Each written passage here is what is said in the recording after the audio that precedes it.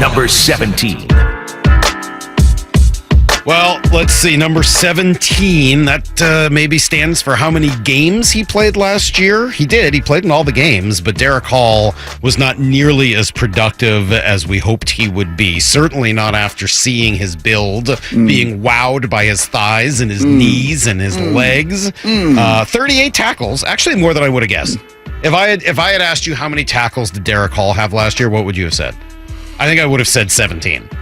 Yeah, 20. Yeah, but 38 is actually a little bit better than that. 3 of those were tackles for loss. He did have 5 hits on the quarterback, though he did not register a sack. He was 14th on the team in tackles, so it's not like that's a number that, really stands out.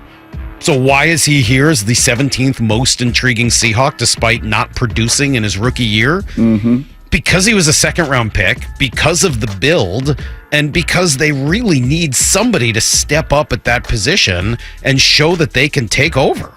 We have conflict, by the way, because I'm looking at the old Seahawks.com and their stat rundown and his bio. I see 29. Do you have your Ebenezer's on this morning? I see 29 tackles. I see 29. That might have been 29 solo tackles. No, I don't know. I looked at Pro Football solo, Reference. 15 assists. Don't trust Pro Football Reference. Oh, okay. Sorry. 14 solo, 15 assists, that 29 sounds a lot overall. more in line. Yes. But I was going with Pro Football Reference, so maybe you're glass half they're full. more generous. I mean, you're the positive guy of the show. We all know that. I am.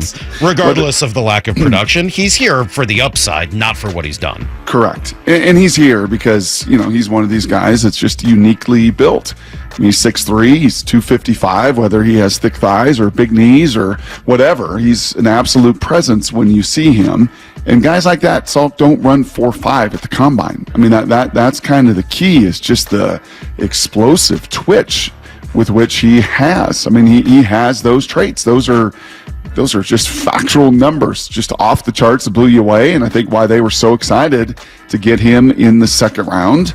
He feels, and this is unfair to him going into year 2, and they're different in their inconsistencies, but there's some Darrell Taylor to his game, because you could say the same thing about Darrell Taylor. I mean, he's just chiseled, absolutely built the way you want, right? Just muscles everywhere, runs really, really fast, super athletic guy. But and has shown, I mean, to Darrell's credit, he has shown more productivity than that, even in his first year as a player with the Seahawks. But it's the same thing. The light bulb has got to go on every single play, every single series of every single game. So it's funny, you compare those two, and perception, this may not be reality. My perception of Darrell Taylor is that he's faster and that he almost at times plays too fast, where he overruns things, he doesn't think, he doesn't process while he's being fast. He's just got a lot of motion, and it's not necessarily accomplishing anything. My perception, rightly or not, of Derrick Hall was that he's bigger, and that he, while he may have that 4.5 speed, was maybe taking so much time to process last year that he never actually used any of those physical traits and seemed to almost rely just on his size and strength to try to hold a line of attack that just he, wasn't able to do. Would you call those perceptions accurate? I would. Yeah, I think I would co-sign on both of those. I think it's an old John Woodenism to play fast but never in a hurry. And too many times Darrell Taylor is just hurried and out of position and out of place. And especially in the run game, just assignment-wise and detail-wise. And then, I think that's fair for Derrick Hall. He is. He's thicker. He's stronger. He's more powerful. He should be able to set an edge.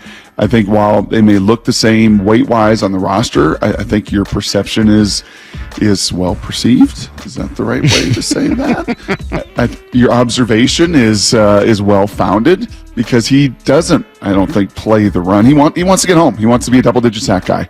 And you know what? That's great. If you got 4 or 5 different kind of varieties, Baskin-Robbins on the edge, it's great. You can totally get away with a guy that you're going to plug in there in more of those passing situations, whose whole motive is just to get home, and I'm going to be a double-digit sack guy. That is a very valuable tool in the NFL. Within this scheme, this is where it becomes incredibly intriguing for me, Salk. Within this scheme, can these two, who are going to go into it as backups to Boye Mafe and Uchenna Nwosu, can these two play to the attention of detail that's going to be demanded and asked of them? There's a reason that Van Noy and Clowney and those veteran guys, had success in Baltimore, because they were on it. They had time on task. They played in multiple systems. Van Noy in Belichick's system. He knew all the responsibilities that come with playing the edge. And when you do it well, opportunity presents, production will follow. They also should look at David Ojabo and Hutchinson, Aiden Hutchinson, when they were at Michigan, and what Mike Macdonald did to those two edge guys who became, a top 5 pick, and had Ojabo not blown up his Achilles, would have been probably a first rounder, high first rounder as well. So this is opportunity abounds within this scheme at that position.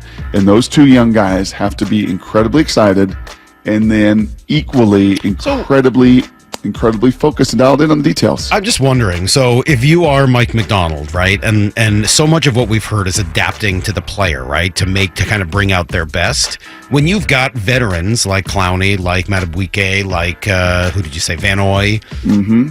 You want to take advantage with those guys of their smarts, with their experience, because they may not have the explosive burst that they did when they were in their early 20s. With these two guys, I would think that certainly in Taylor's case and possibly in Hall's case, maybe you want to try to find a way to take advantage of different skills.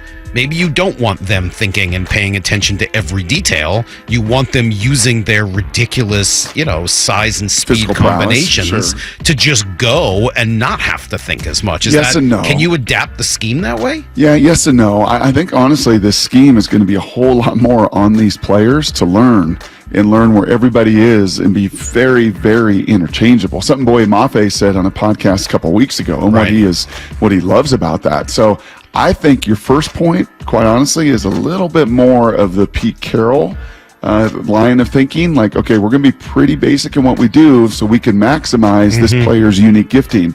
This is going to fall a little more in the line of, no, you've got to really learn this system, and you've got to be a trustworthy piece in it, and you got to be one that knows what everybody else is doing, so that anytime we can be pretty interchangeable, that we can move you around, and you don't and aren't out there processing and thinking, do I know this? You got to be able to cut it loose. Well, then we're going to find out real quick whether or not these guys are going to cut it in this system, because I don't know, if they can't do that, then there's not a lot of reason to keep them around. And if they can figure it out, Derrick Hall certainly has the physical traits and capability to be a big-time player.